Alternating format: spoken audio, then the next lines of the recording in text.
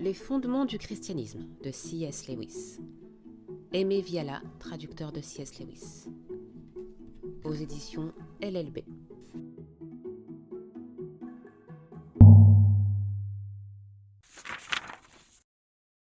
Première partie. Le bien et le mal. Clé du sens de l'univers. Chapitre 1. La loi de la nature humaine.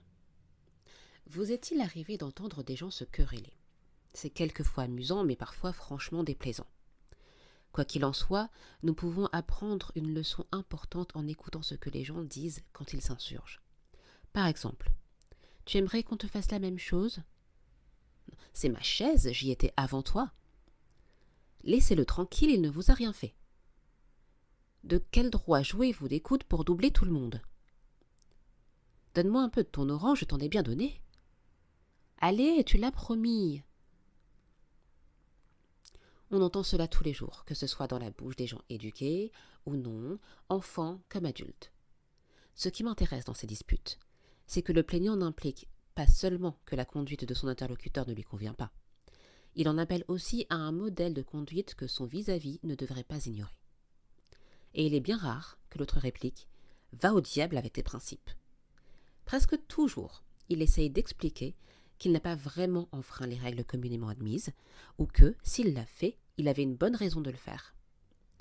Il prétend que, dans ce cas particulier, la personne ayant occupé le siège n'a pas à la garder, ou que la situation était tout à fait différente quand on lui a donné l'orange, ou qu'un événement fortuit l'a empêché de tenir sa promesse.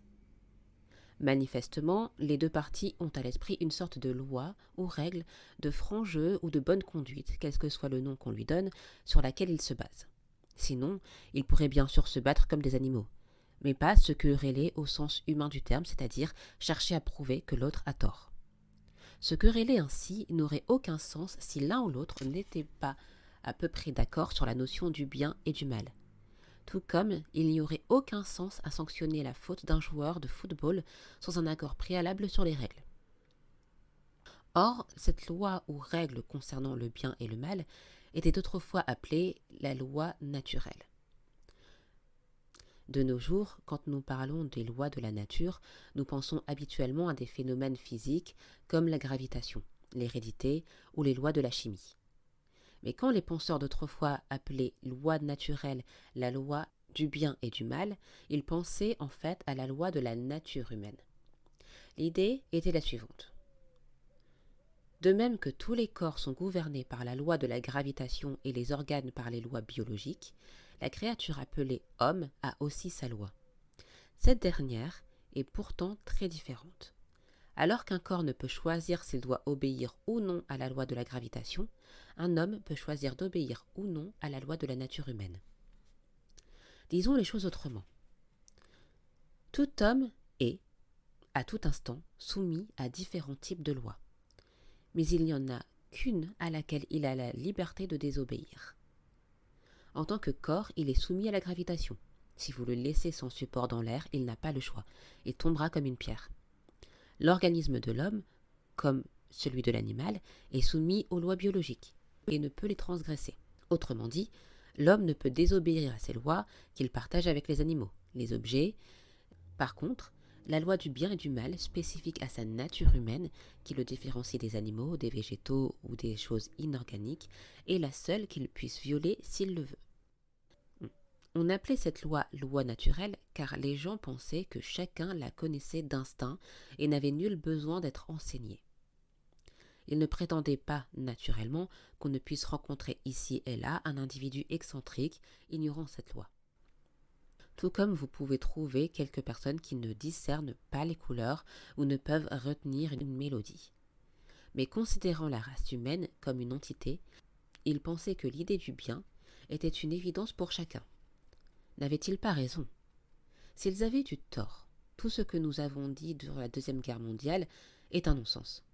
Quel intérêt de dire que l'ennemi a eu tort si le bien n'est pas une réalité que les nazis connaissaient autant que nous, et auraient dû mettre en œuvre ? S'ils n'avaient eu aucune notion de ce que nous entendons par bien, alors nous n'aurions pu les blâmer davantage pour leurs actes que pour la couleur de leurs cheveux, même s'il nous aurait fallu quand même les combattre. L'idée d'une loi naturelle ou d'une bonne conduite connue de tous est contestable, disent certains. Et ce, parce que d'autres civilisations et époques ont eu des morales foncièrement différentes. Ce n'est pas vrai. Certes, on trouve des différences entre leurs morales, mais elles n'ont jamais atteint un degré de divergence totale. Quiconque prenant la peine de comparer l'enseignement moral des anciens Égyptiens, Babyloniens, Hindous, Chinois, Grecs et Romains serait frappé de constater combien ces morales se ressemblent et sont proches de la nôtre. Pour ne pas nous éloigner de notre sujet, je prie simplement le lecteur de réfléchir à ce que signifie une morale entièrement différente. Imaginez un pays où l'admiration irait au déserteur et où on serait fier de trahir ses meilleurs amis. Ce serait imaginer un pays où 2 plus 2 ferait 5.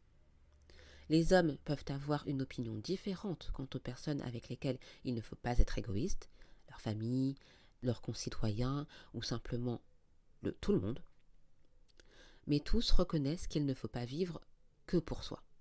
L'égoïsme n'a jamais été un objet d'admiration. Et même si les hommes ont des avis différents quant au nombre d'épouses qu'ils peuvent avoir, ils ont toujours été d'accord sur un point. L'homme ne peut posséder chaque femme qu'il désire. Mais voici l'observation la plus remarquable. Chaque fois qu'un homme affirme ne pas croire que le bien et le mal existent vraiment, vous le surprenez à se contredire peu après. Il peut ne pas avoir tenu une promesse qu'il vous a faite, mais si vous essayez de ne pas tenir la vôtre, il s'écriera « Ce n'est pas juste !» avant même que vous ayez pu ouvrir la bouche. Une nation peut arguer que les traités conclus n'ont pas de valeur et, l'instant d'après, affirmer que celui qu'elle veut rompre est injuste. Or, si les traités sont sans valeur, et si le bien et le mal n'existent pas, autrement dit, s'il n'y a pas de loi naturelle, quelle différence y a-t-il entre un traité juste et un autre injuste ? Cet homme ou cette nation ne se sont-ils pas trahis et n'ont-ils pas montré qu'en dépit de leurs affirmations, ils connaissent la loi naturelle ? Nous voilà donc contraints de croire au bien et au mal. On peut quelquefois se tromper, comme il arrive de faire une erreur dans une addition. Mais ce n'est pas une affaire de goût ni d'opinion, de même que la table de multiplication n'est pas une question de goût ni d'opinion. Si donc nous sommes d'accord sur ce point, passons au suivant. Aucun de nous ne respecte vraiment la loi naturelle. S'il en est parmi vous qui fassent exception à la règle, je les prie de m'excuser.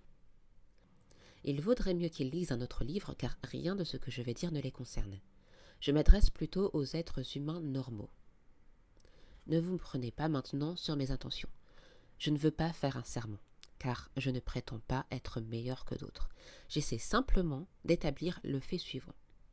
Nous n'avons pas réussi à pratiquer la conduite que nous attendons d'autrui. Que d'excuses nous inventons. Lorsque vous avez agi injustement avec votre enfant, c'est que vous étiez très fatigué. Cette affaire d'argent quelque peu louche, quasiment oubliée, n'est-elle pas due à une période critique dans votre vie ? Et votre promesse en faveur d'un déshérité, et que vous n'avez jamais tenue, l'auriez-vous faite si vous aviez su à quel point vous seriez débordé ? Quant à votre attitude envers votre conjoint, votre frère ou votre sœur, si je savais comme ils sont énervants, je ne m'en étonnerais pas. Et d'ailleurs, qui suis-je pour m'occuper de vos affaires ? Je suis comme les autres, c'est-à-dire que je ne réussis pas non plus à respecter la loi naturelle. Dès que l'on me signale mes travers, un long chapelet d'excuses naît aussitôt dans mon esprit. Et la question du moment n'est pas de savoir si mes excuses sont bonnes. Que cela nous plaise ou non, nos excuses même prouvent que nous croyons à la loi naturelle. Si nous ne croyons pas en une règle de bonne conduite, pourquoi serions-nous si anxieux de trouver des excuses à nos manquements ? En vérité, nous sommes tellement attachés à la bienséance. La règle de la loi s'impose tellement à nous que nous ne supportons pas l'idée d'avoir pu la bafouer. Ceci nous entraîne à esquiver notre responsabilité. C'est donc pour justifier notre conduite déplorable que nous avançons maintes explications. Elle est due à la fatigue, à nos préoccupations, à la faim, mais notre bon caractère, nous le mettons sur notre propre compte. Tels sont les 2 points que je voulais mettre en valeur. En premier lieu, que les êtres humains par toute la Terre ont cette curieuse idée d'un code de conduite préétabli qu'ils ne peuvent ignorer. Deuxièmement, qu'en réalité, ils n'agissent pas conformément à ce code. Ils connaissent la loi naturelle et la transgressent. Ces deux constatations fondent toute réflexion lucide sur nous-mêmes et sur l'univers dans lequel nous vivons.